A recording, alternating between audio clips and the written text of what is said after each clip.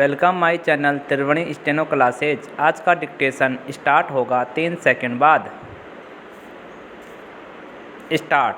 अध्यक्ष महोदय, मैं कल कह रहा था कि वित्त मंत्री जी ने जिस संदर्भ में यह बजट प्रस्तुत किया है और जिन परिस्थितियों की पृष्ठभूमि में वित्त मंत्री का भार संभाला है, उस दृष्टिकोण से यदि इस बजट को देखें तो हम इस परिणाम पर पहुंचेंगे कि वित्त मंत्री जी ने निश्चित तौर पर ऐसा काम किया है जिसके लिए वे धन्यवाद के पात्र हैं। उन्होंने देश की अर्थव्यवस्था को सुधारने के भार को लेकर उसमें सफलता प्राप्त करके देश की बिगड़ती हुई आर्थिक दशा को सुधारा। पिछले वर्ष देश का उत्पादन बढ़ा है, उद्योगों में सुधार हुआ है, कीमतों में सुधार आया है, हमारा आयात कम हुआ है और निर्यात बढ़ा है। इस तरह से देश में एक नई आशा और विश्वास पैदा हुआ है। इस वर्ष के बजट द्वारा भी उन्होंने पिछले वर्ष के कार्यक्रम को जारी रखने की कोशिश करने का प्रयास किया है। मुझे इसमें कोई संदेह नहीं है कि इसमें भी उनको सफलता मिलेगी। उन्होंने देश के आयात निर्यात के बारे में जो कदम उठाए हैं, उनसे निश्चित ही हमारे विदेशी व्यापार का संतुलन सुधरेगा। यह निश्चय के साथ कहा जा सकता है, मैं वित्त मंत्री के लक्ष्यों व कर नीति का आमतौर पर स्वागत करता हूं। यद्यपि मैं मानता हूं कि इस कर व्यवस्था के द्वारा मध्य वर्ग पर बोझा पड़ेगा, परंतु इस देश में हमें पंचवर्षीय योजनाओं को जारी रखना है। इसलिए उस संदर्भ में हमें आर्थिक साधन जुटाने पड़ेंगे और ऐसी दशा में जो लोग इस देश में ऐसी स्थिति में हैं जो कष्ट उठा कर के भी कुछ दे सकते हैं, उनको देश के लिए देना ही पड़ेगा। पैरा। इसलिए वित्त मंत्री जी के इन कदमों का भी मैं स्वागत करता हूं, परंतु साथ ही साथ मैं नम्रतापूर्वक यह अवश्य कहना चाहता हूं कि वित्त मंत्री महोदय ने किसानों पर जो भी नए कर लगाए हैं, उनके ऊपर वे फिर सोचे। मेरी मान्यता के अनुसार वित्त मंत्री द्वारा खाद पर जो कर लगाया गया है, जो शुल्क लगाया गया है, वह एक ऐसा कार्य है जिससे इस देश का विकास रुकने वाला है।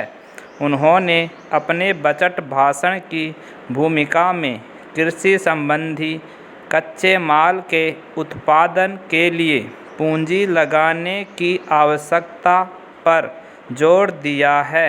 उनकी स्वयं की यह मान्यता है कि कृषि का उत्पादन बढ़ाना बहुत आवश्यक है। पैरा। अध्यक्ष महोदय, उसके लिए सब कुछ करना है तो फिर कृषि उत्पादन का जो मूल आधार है, उस खाद और पानी की जो व्यवस्था है, जब उस पर ही कर लगाया जाता है तो मेरे मन में आता है कि कहीं वित्त मंत्री महोदय अपनी ही बात को अपने ही सिद्धांतों के द्वारा तो काट नहीं रहे हैं। मैं कहना चाहता हूँ कि हमारे देश में अभी भी चौथाई भूमि से ज़्यादा सिंचित भूमि नहीं है। इस देश की जितनी कृषि योग्य भूमि है, उसका चौथाई से भी कम हिस्सा ऐसा है जो सिंचित भूमि के नाम से पुकारा जा सकता है। मेरी राय में अब समय आ गया है जबकि पिछले 2-3 वर्षों की नीति पर फिर विचार किया जाए और एक मात्रा में घाटे के बजट का सहारा लेकर ही सही आर्थिक तथा सामाजिक विकास योजनाओं की गति को बहुत बढ़ा दिया जाए। इस मामले में मैं समझती हूँ कि तुरंत कार्रवाई होनी चाहिए ताकि आज जनसाधारण में जो असंतोष उभर रहा है वह